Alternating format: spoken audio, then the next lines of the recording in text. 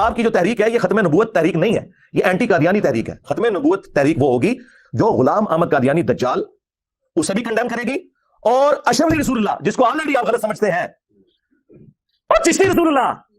ہاں جو آپ کے اندر ایک مجدد آیا جس نے آپ کو بتایا آ کے، کیونکہ چند سال پہلے تک تو آپ اپنے مناظروں میں چشتی رسول اللہ کا دفاع کرتے تھے۔ الحمدللہ رب العالمین والصلاة والسلام علی سید الانبیاء والمرسلین، اما بعد فاعوذ باللہ من الشیطان الرجیم، بسم اللہ الرحمن الرحیم۔ تصوف کی کتابوں کے اندر موجود چند عبارات کے حوالے سے مرزا جیلمی گاہے بگاہے ان پر اعتراضات کر کے اپنا چورن بیچنے کی کوشش کرتا ہے،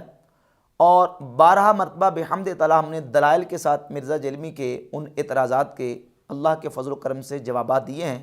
لیکن چونکہ مرزا جیلمی کا چورن ہی اسی سے بکتا ہے اور یہی ہتھیار ہے مرزا جیلمی کے پاس، اور خود یہ اس بات کا اقرار کرتا ہے کہ میں نے ان عبارات کو تلاش کیا ہے تاکہ ان عبارات کو ڈسکس کر کے ان کو اپنے علماء سے اور ان اپنے بزرگوں سے متنفر کیا جائے، اور ان کو قرآن و حدیث کے ساتھ میں جوڑنے کے لیے ان بزرگوں سے متنفر کرتا ہوں، اور میرے پاس یہ عبارات ہتھیار ہیں۔ بحمد تعالی ہم نے دلائل کے ساتھ مرزا جیلمی کو ان عبارات کے اوپر اعتراضات کے علمی اللہ کے فضل و کرم سے تحقیقی الزامی جوابات دیے ہیں، لیکن چونکہ 12 مرتبہ ان کو ڈسکس کرتا ہے اور جب موقع ملتا ہے بار بار ان چیزوں کو بیان کرتا ہے، تو ہمیں بھی مجبوراً پھر بار بار اس کا جواب دینا پڑتا ہے۔ مرزا جیلمی دعوت اسلامی کے خلاف بات کرے یا اہل سنت کی دیگر تحریکوں اور اہل سنت کے دیگر علماء کے خلاف جب بات کرنی ہوتی ہے تو درمیان میں بیچ میں ان عبارات کے حوالے سے بات ضرور کرے گا، اور سیدھے سادے سنی مسلمانوں کو بہکانے کی کوشش کرتا ہے، اور یہ کہتا ہے کہ میں نے آ کے ان عبارات کو ڈسکس کیا ہے اور مجھے ان لوگوں کو مجدد مان لینا چاہیے چونکہ میں نے ان عبارات کو آ کے ہائی لائٹ کیا ہے، جبکہ ان عبارات کے اوپر اعتراضات، پھر ان کے جوابات اور ان کتابوں کے حوالے سے ہمارے اہل سنت و جماعت کے اکابر علماء نے پہلے سے اپنے فتاوی جات اور اپنی دیگر تحقیقی کتابوں کے اندر ساری گفتگو پہلے سے فرمائی ہے۔ مثلا شارح بخاری فقیہ اعظم ہند مولانا مفتی شریف الحق امجدی رحمۃ اللہ علیہ فتاوی شارح بخاری کے اندر چشتی رسول اللہ والا واقعہ اس کو کنڈیم کر چکے کہ یہ الحاقی واقعہ ہے۔ اسی طرح فتاوی حنفیہ اٹھا کر دیکھ لیں، اس میں بھی اس بات کی صراحت کی گئی کہ چشتی رسول اللہ والا واقعہ الحاقی ہے، اور بحمد تعالی میں نے دلائل کے ساتھ یہ بات حقائق کی روشنی میں ثابت کی ہے کہ یہ واقعہ سچا نہیں ہے، یہ واقعہ الحاقی ہے اور یہ واقعہ جھوٹا ہے۔ اب مرزا کہتا کہ چونکہ میں نے ان عبارات کو ہائی لائٹ کیا مجھے مجدد مان لینا چاہیے، تو مرزا صاحب اور مرزا کے فالورز سے گزارش یہ ہے کہ تم نے صرف ان عبارات کو ہائی لائٹ نہیں کیا، بلکہ قرآن مجید کے بعد جب ہم حدیث اور دیگر کتابوں کی بات کرتے ہیں تو وہ کتاب جو تم نے اپنے ٹیبل کے اوپر رکھی ہوئی ہے صحیح بخاری، جس کے بارے میں کلیم کرتے ہو کہ اصح الکتب بعد کتاب اللہ، اس کتاب کے اندر 6982 نمبر روایت جس میں یہ ذکر مذکور ہے کہ نبی پاک صلی اللہ تعالیٰ علیہ وآلہ وسلم نے اپنے آپ کو 12 مرتبہ پہاڑ سے گرانے کا ارادہ کیا، جس کو تم نے خودکشی کا نام دے کے اپنے تھم نیل کے اوپر اپنے بیان کے اندر یہ دکھایا ہوا ہے، خودکشی کا ایک رسہ بنا کے کہ نبی علیہ الصلوۃ والسلام نے خودکشی کرنے کا ارادہ کیا، اور اس روایت کے اندر یہ موجودہ الفاظ جو ہیں ان کے بارے میں مرزا جیلمی نے یہ کہا ہے کہ یہ اللہ کے نبی علیہ الصلوۃ والسلام کی گستاخی ہے، نبی علیہ الصلوۃ والسلام کی توہین ہے۔ صحیح بخاری میں جو آیا ہے کہ نبی صلی اللہ علیہ وآلہ وسلم نے کئی مرتبہ خودکشی کی کوشش کی، کیا ایسی بات پیغمبر اسلام کے شایان شان صحیح معلوم ہوتی ہے؟ کیا ایسی روایت بیان کرنا صراحتاً گستاخی نہیں ہے؟ بات یہ کہ واقعتاً یہ یعنی گستاخانہ چیز ہے، پیغمبر کے بارے میں یہ امیجن نہیں کیا جا سکتا کہ وہ خودکشی کی کوشش کریں گے۔ تو تم نے تو صحیح بخاری کے اندر بھی توہین رسالت کو ہائی لائٹ کیا ہے، اور پھر اگر اس بنیاد پہ تم یہ کہتے ہو کہ مجھے مجدد کا ٹائٹل ملنا چاہیے، تو تم سے 2 ہاتھ آگے بھی اور لوگ مارکیٹ میں موجود ہیں، آ چکے ہیں۔ اس وقت سوشل میڈیا پہ مارکیٹ میں ایسے لوگ موجود ہیں جو باقاعدہ ویڈیوز بنا رہے ہیں صحیح بخاری صحیح مسلم کے حوالے سے، کہ صحیح بخاری کے اندر صحیح مسلم کے اندر اللہ کے نبی علیہ الصلوۃ والسلام کی نعوذ باللہ تعالیٰ گستاخی موجود ہے۔ میں نام نہیں ان کا لیتا، جو لوگ سوشل میڈیا پہ دیکھتے ہیں ان کو پتہ ہے کہ اس طرح کے لوگ مارکیٹ میں آ چکے ہیں۔ اگر تصوف کی کتابوں سے عبارات کو تم ہائی لائٹ کرو تو تم کہتے ہو مجھے مجدد کا ٹائٹل ملنا چاہیے، مجھے مجدد مان لینا چاہیے، تو پھر مرزا جیلمی اور مرزا جیلمی کے فالورز ان کے بارے میں کیا خیال ہے مرزا جلمی کا، جو لوگ صحیح بخاری کے بارے میں اور کتب ستہ اور حدیث کی کتابوں کے بارے میں یہ کلیم کر رہے ہیں کہ ان میں نبی علیہ الصلوۃ والسلام کی گستاخی موجود ہے، اور وہ اس طرح کی روایات کو جو ہے نا وہ ہائی لائٹ کر کے اپنی طرف سے یہ ثابت کرنے کی کوشش کرتے ہیں کہ اس میں نبی علیہ الصلوۃ والسلام کی گستاخی ہے۔ صحیح بخاری کے بارے میں 6982 تو تم خود کہہ چکے ہو کہ اللہ کے نبی علیہ الصلوۃ والسلام کی گستاخی ہے، اور یہ مشکات المصابیح جو مرزا نے اس طرح اپنے ٹیبل پہ رکھی ہوتی ہے، اس میں روایت موجود ہے 4902 نمبر، من تعزّ بعزاء الجاہلیت، جو اپنے جاہلیت کے نسب پہ فخر کرے تو اسے کہو کہ اپنے باپ کا اعلیٰ تناسل کاٹ کے منہ میں رکھ لے اور کنایہ نہ کرو۔ یہ روایت مشکات المصابیح کے اندر موجود ہے، اور اس روایت کے بارے میں مرزا جلمی یہ کہہ چکا ہے کہ اللہ کے نبی علیہ الصلوۃ والسلام کی اس میں توہین ہے، یہ گستاخی ہے، اور یہ روایت امام بخاری الادب المفرد میں لے کے ہے، امام احمد ابن حنبل مسند احمد ابن حنبل میں لے کے ہے، اور اس روایت کو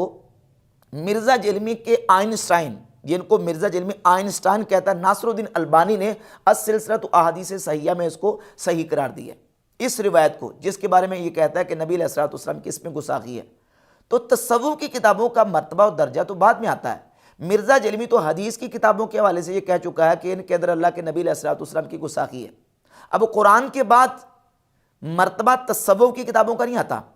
قرآن مجید کے بعد مرتبہ حدیث کی کتابوں کا آتا ہے، اور حدیث کی کتابوں میں سے جو ٹیبل پہ تم نے کتاب صحیح بخاری رکھی ہے، یہ مشکات المصابیح رکھی ہے، ان کے بارے میں یہ تم کلیم کر رہے ہو کہ اس میں نبی علیہ الصلوۃ والسلام کی گستاخی ہے۔ اور پھر مرزا جلمی سے سوال کیا گیا، باقاعدہ مرزا سے پوچھا گیا ہے کہ جتنے گستاخان رسول ہیں، مثلا منکرین حدیث ہے، وہ کہتے ہیں کہ حدیث کی کتابوں کے اندر ایسی روایات موجود ہیں جو نبی علیہ الصلوۃ والسلام کی گستاخی ہے، جتنے گستاخان رسول ہیں وہ سہارا ہی ان روایات کا لیتے ہیں۔ تو مرزا نے اس کا جواب یہ دیا کہ وہ جو منکرین حدیث ہیں وہ مسلمانوں پہ اعتراض تب کریں اگر مسلمانوں نے ان روایات کی بنیاد پہ کوئی عقیدہ بنا لیا ہو۔ بخاری مسلم کی کئی ایسی حدیث ہیں جو کہ جتنے گستاخان رسول دنیا میں گزرے ہیں وہ سارے انہی کو کوٹ کری جا رہے ہیں۔ قاری نیب ڈار صاحب نے کہا جی میں نہیں مانتا ان کو، سندوں کی چھوڑ دو میں نہیں مانتا، جیسے آپ نے کہا طریف علی، ان کا آپ کیوں دفاع کرتے ہیں؟ ہم احادیث کی تعویل کرتے ہیں، اور میں بار بار بھی کہوں گا نیب ڈار صاحب کو بھی، غامدی صاحب اور ان کے ساتھیوں کو،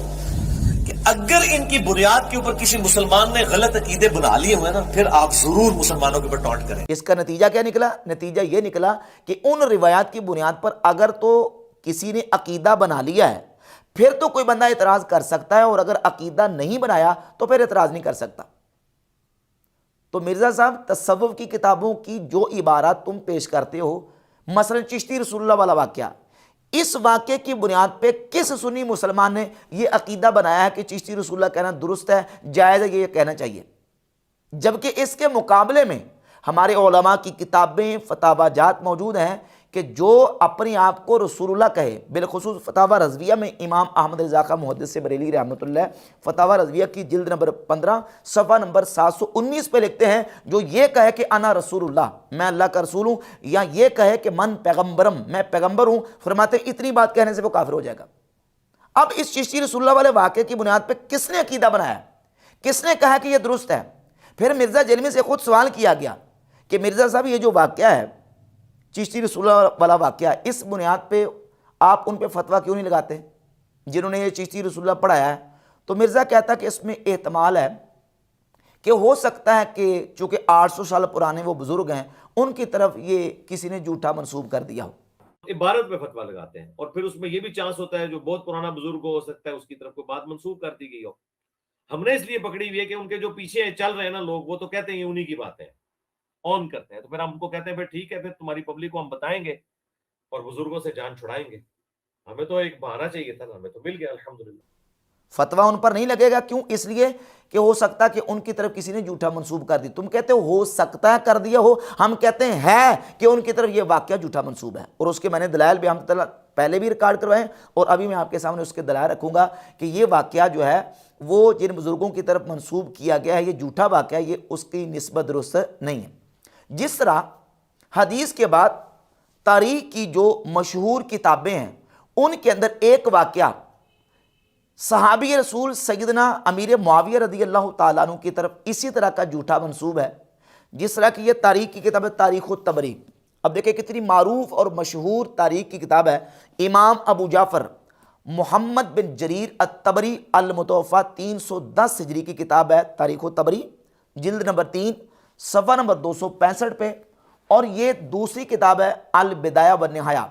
محدث بھی ہیں، مورخ بھی ہیں، حافظ ابن کثیر، جلد نمبر 8 کے صفحہ نمبر 149 پہ۔ ان دو کتابوں کے اندر ایک واقعہ موجود ہے کہ سیدنا امیر معاویہ رضی اللہ تعالیٰ عنہ کے پاس ایک وفد آیا، اور اس وفد نے حضرت امیر معاویہ سے آ کے کہا السلام علیکہ یا رسول اللہ۔ رسول اللہ کہا ہے حضرت امیر معاویہ کو اس واقعے کے اندر جو تاریخ طبری اور البدایہ والنہایہ کے اندر موجود ہے۔ اب یہ تصوف کی بات نہیں بھی ہو رہی، حدیث کے بعد تاریخ کی کتاب کی اور تاریخ کی معروف اور مشہور کتاب کی بات ہو رہی ہے۔ بہت بڑے امام اور محدث ہیں، مفسر بھی ہیں، مورخ بھی ہیں، متکلم بھی ہیں، وہ اپنی کتاب کے اندر یہ واقعہ ذکر کرتے ہیں، لیکن یہ واقعہ صحیح نہیں ہے، یہ سند کے اعتبار سے مردود واقعہ ہے۔ کتاب کے اندر صرف کسی واقعے کا ہونا کافی نہیں، بلکہ اس واقعے کا صحیح ہونا ضروری ہے۔ اب ہم یہ حدیث اور تاریخ کی کتابوں کے حوالے سے جب بات کرتے ہیں تو تصوف کا درجہ تو بعد میں آتا ہے۔ اب تصوف کی کتابوں کے اندر جو واقعات مذکور اور موجود ہیں، ان کے لیے کیا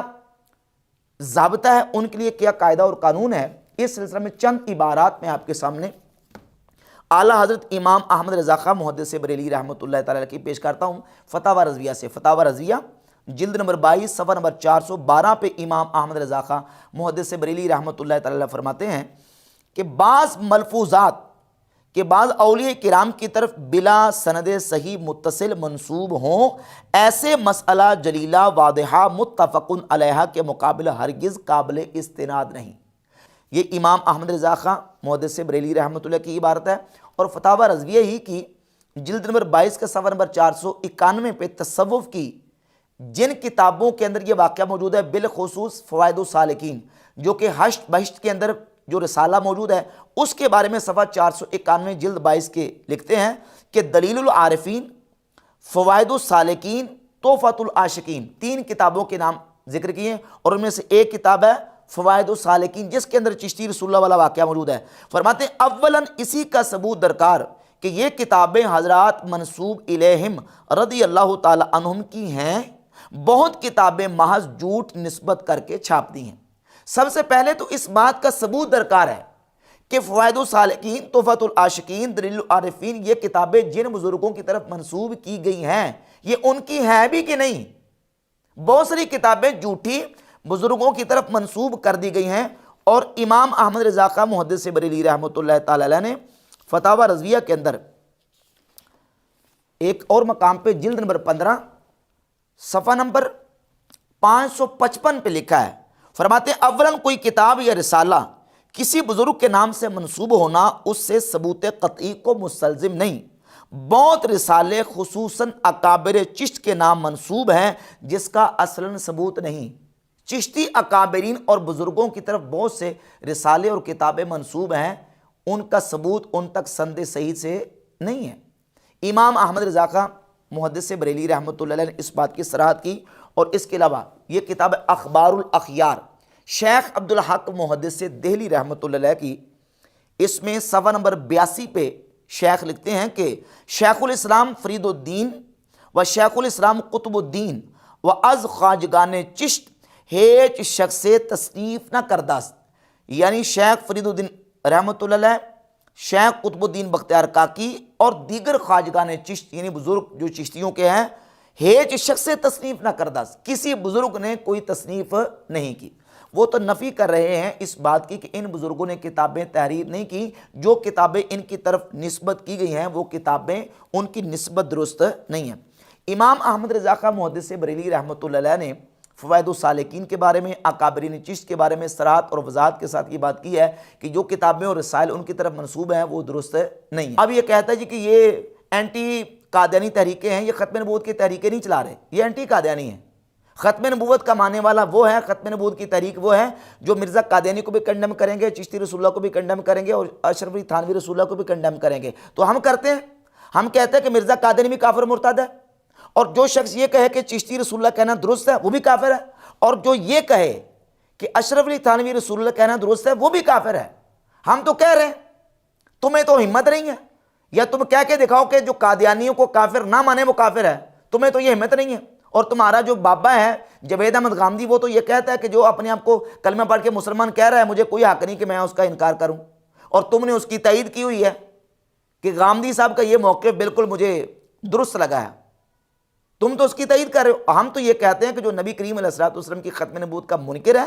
وہ کافر ہے، دائرہ اسلام سے خارج ہے، جو بھی ہو، لیکن جس واقعے کی بنیاد کے اوپر تم یہ کہہ رہے ہو کہ یہ ختم نبوت کے منکر تھے ان کے بزرگ، وہ واقعہ جھوٹا ہے، جعلی ہے، ہم اس کو کنڈیم کر رہے ہیں۔ پھر یہ کہتا ہے جی کہ دیکھیں یہ پہلے مناظروں کے اندر اس کا دفاع کرتے رہے، یعنی گویا کہ ثابت یہ کرنے کی کوشش کر کہ ہم چشتی رسول اللہ کو صحیح سمجھتے تھے اور ہم یہ کہتے تھے کہ چشتی رسول اللہ کہنا صحیح ہے، درست ہے، یہ کہنا چاہیے، لعنت اللہ علی الکاذبین۔ کس نے یہ کہا ہے؟ رہ گئی بات مناظرے کی، تو مناظرے کے اندر آج سے تقریباً 11 سال پہلے یہ جو مناظرہ ہوا ہے اس میں یہ بات، یہ عبارت پیش کی گئی ہے غیر مقلدین وہابیوں کی طرف سے، اور وہابی مناظر کا یہ مطالبہ تھا کہ جو عبارت ہم تمہارے اکابرین کی پیش کریں گے آپ نے اس اپنے بزرگ کے اوپر کفر کا فتویٰ دینا ہے۔ اگر ہم آپ کی کتاب سے عبارت پیش کر دیتے ہیں اس میں گستاخی ہے، آپ کہہ دیتے ہیں یہ ہماری مسلمہ شخصیت نہیں ہے، ہم کہیں کہ ٹھیک ہے آپ کی نہیں ہے، اس عبارت میں گستاخی فتویٰ لگاؤ کہ گستاخ رسول ہے، گستاخ اللہ ہے، گستاخ صحابہ ہے۔ میری بات تو سننا، آپ کو ٹائم دیتے ہیں۔ پہلی بات تو یہ ہے کہ یہ 800 سال پرانے بزرگ ہیں جن کی طرف یہ واقعہ منسوب ہے۔ طے یہ ہوا تھا کہ جو اہل سنت و جماعت کے وہ بزرگ جن کے ساتھ اہل سنت بریلویوں کا تشخص قائم ہے ان کا اپنے حوالہ پیش کرنا ہے۔ خواجہ معین الدین اجمیری رحمۃ اللہ کی طرف ایک جھوٹا واقعہ منسوب کر کے وہ فتویٰ لینا چاہ رہا ہے کہ آپ فتویٰ دیں، اور جو عبارت اس وہابی غیر مقلد مولوی نے پڑھی تھی سبا سنابل سے، وہ عبارت پڑھنے میں اس نے کی تھی خیانت۔ ہمارے مناظر کی طرف سے مطالبہ یہ تھا کہ تم کہتے ہو کہ میں فتویٰ دوں، فتویٰ اس بنیاد پہ دوں جو عبارت تم نے پڑھی ہے وہ عبارت تم نے اس میں خیانت کی ہے، کیونکہ اس عبارت کے اندر یہ لفظ موجود ہے کہ خواجہ پر اس وقت کیفیت آ رہی تھی۔ اس کا یہ مطلب نہیں کہ ہم اس واقعے کو ڈیفینڈ کر رہے ہیں یا کہہ رہے ہیں کہ یہ واقعہ صحیح ہے اور اس کے مطابق جو بندہ چشتی رسول اللہ کہے گا وہ صحیح کہہ رہا ہے۔ کس نے یہ کہا ہے؟ نہ اس مناظرے میں کہا گیا، نہ ہم آج کہتے ہیں، بلکہ اللہ کے فضل و کرم سے تقریباً 6 سال پہلے میری اس پر ویڈیو ریکارڈڈ موجود ہے کہ میں نے اس کو کنڈیم کیا اور کہا تھا کہ یہ واقعہ جعلی ہے، یہ جھوٹا ہے، یہ ثابت نہیں ہے۔ حدیث کی کتابوں کے اندر نبی کریم علیہ الصلوۃ والسلام کی طرف جھوٹی باتیں منسوب ہیں، سند کے ساتھ، بالکل راویوں کا باقاعدہ سلسلہ ہوتا ہے، لیکن اس میں راوی جھوٹے ہوتے ہیں اور اس میں کذاب راوی ہوتے ہیں، اور وہ واقعہ اور وہ روایت اللہ کے نبی علیہ الصلوۃ والسلام سے ثابت نہیں ہوتی، جھوٹی ہوتی ہے۔ جب حدیث کی کتابوں کے اندر جھوٹی اور موضوع روایات آ سکتی ہیں تو تصوف کی کتابوں کے اندر بھی جھوٹے واقعات موجود ہیں۔ ہم نے اس واقعے کو کنڈیم کیا ہے۔ رہ گئی بات یہ کہ فتویٰ لگاؤ، کافر کہو، تو یہ تو تم خود نہیں کہتے، تم نے خود یہ کہا ہے کہ چونکہ یہ ان کی طرف منسوب ہیں، ہو سکتا ہے کہ انہوں نے نہ کہی ہوں، 800 سال پرانے بزرگ ہیں، تو ہم بھی یہ کہتے ہیں، تم کہتے ہو کہ ہو سکتا ہے کہ ان کی طرف منسوب ہو، ہم کہتے ہیں ہے یہ بات واقعہ کہ ان کی طرف یہ منسوب ہے، یہ واقعہ درست صحیح سند سے ان تک ثابت نہیں ہے۔ اور اس کی کتنی دلیلیں میں نے پیش کی، اور اس کی ایک دلیل یہ ہے، یہ دیکھیے، یہ مرزا کا ایک ریسرچ پیپر ہے، اندھا دھند پیروی کا انجام۔ اسی واقعے کو اس کتاب حشت بہشت کے حوالے سے مرزا نے اپنے اس ریسرچ پیپر میں ذکر کیا ہے۔ یہ کتاب ہے اور اسی کتاب کا صفحہ نمبر 19 ہے، اس میں رسالہ فوائد السالکین موجود ہے۔ اس کے اندر واقعہ یہ لکھا ہے کہ خواجہ معین الدین اجمیری رحمۃ اللہ کے پاس بندہ آیا تو انہوں نے کہا کہ پڑھ چشتی رسول اللہ، اور مرزا جلمی نے اس کو نقل کیا کہ خواجہ بختیار کاکی کے پاس بندہ آیا تو خواجہ بختیار کاکی نے کہا پڑھ چشتی رسول اللہ، اور یہی واقعہ فوائد السالکین یعنی حشت بہشت کے ریفرنس سے سبا سنابل میں آیا، تو اس میں لکھا کہ خواجہ یوسف چشتی کے پاس ایک شخص آیا تو انہوں نے کہا کہ پڑھ چشتی رسول اللہ۔ واقعہ ایک ہے اور بندے کتنے؟ 3 ہیں۔ واقعہ ایک اور بندے 3 ہیں۔ اب 3 لوگوں کی طرف یہ واقعہ منسوب ہے، اس واقعے کے جھوٹا ہونے کے لیے اتنا ہی کافی ہے کہ 3 بزرگوں کی طرف یہ واقعہ جھوٹا منسوب ہے، یہ واقعہ سچا نہیں ہے۔